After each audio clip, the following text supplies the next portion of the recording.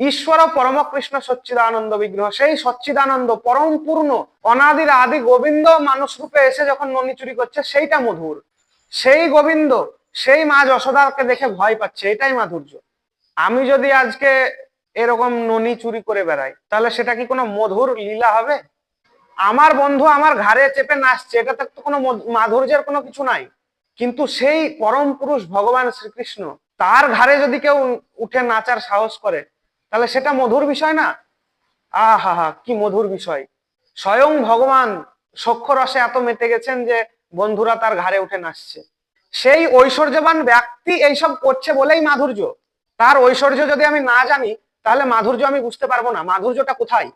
একজন ননি চুরি করছে, একজন সখাদের এঁঠো ফল খাচ্ছে, এর মধ্যে মাধুর্য কোথায়? আমি যদি তার ঐশ্বর্য না জানি তাহলে মাধুর্যের কোনো দাম থাকে না। ওই জন্য সরাসরি বলছে মাধুর্য লীলায় প্রবেশ করা উচিত না।